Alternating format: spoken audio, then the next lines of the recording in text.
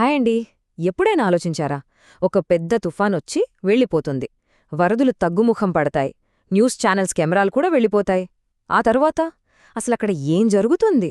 దెబ్బతిన్న జీవితాలను తిరిగి గాడిలో పెట్టే ఆ కనిపించని శక్తి ఏది?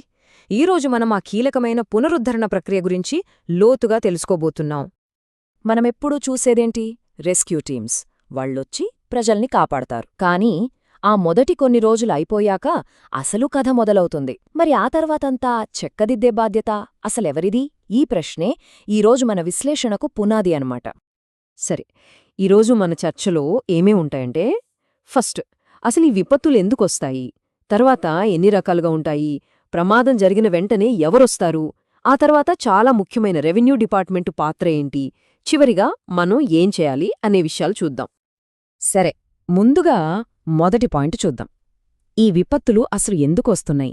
దీని వెనుకున్న అసలు కారణమేంటో చూస్తే అది ప్రకృతిలో వచ్చిన ఒక ఇంబ్యాలెన్స్, అంటే అసమతుల్యత అన్నమాట. అంటే ప్రకృతి వైపరీత్యం అంటే సింపుల్గా భూకంపం, తుఫాను అని చెప్పేలేం. అది ప్రకృతిలో సహజంగా జరగాల్సిన ఒక సైకిల్.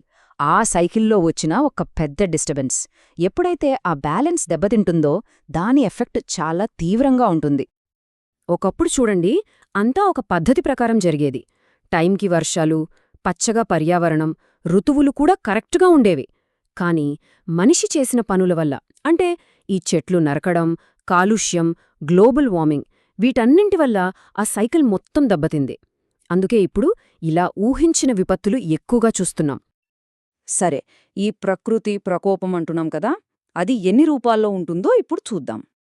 సాధారణంగా మనం వినేవేంటి? అతివృష్టి అంటే భారీ వర్షాలు, వరదలు.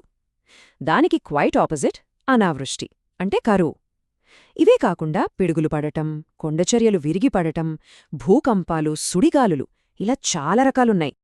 ఓకే, ఒక విపత్తు సంభవించింది అనుకుందాం.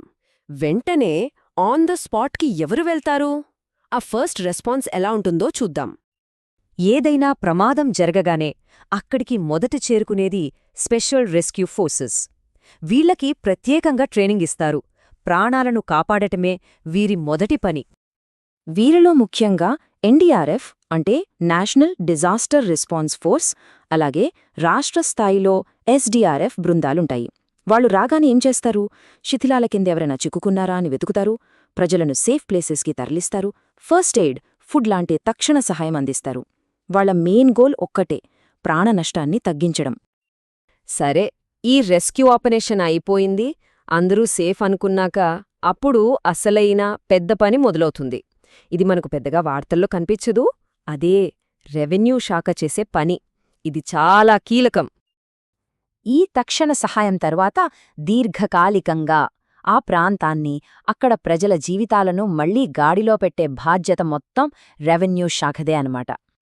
ఇదంతా ఒక సిస్టమాటిక్గా జరుగుతుంది. ఒక చైన్ ఆఫ్ కమాండ్ ఉంటుంది. జిల్లా స్థాయిలో కలెక్టర్ గారు మొత్తం కోఆర్డినేట్ చేస్తారు.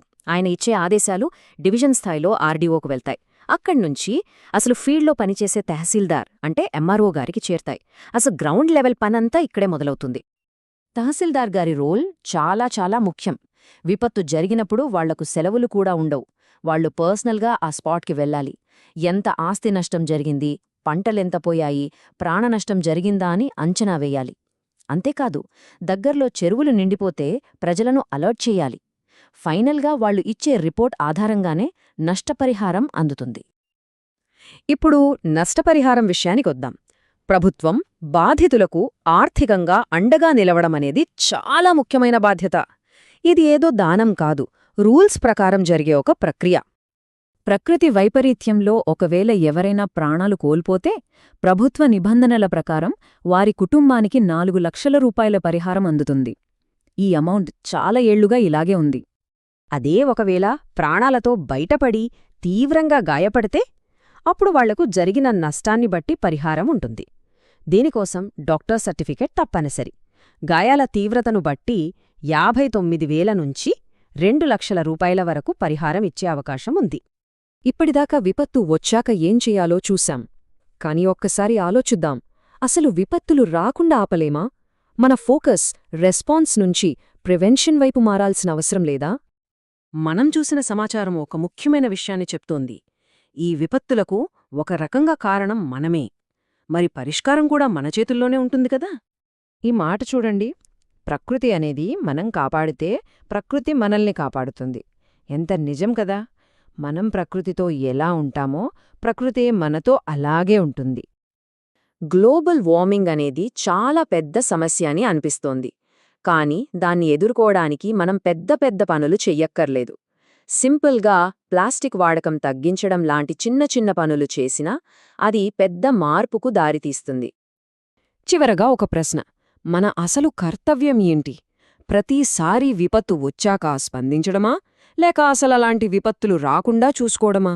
దీని గురించి మనమందరం ఆలోచించాలి.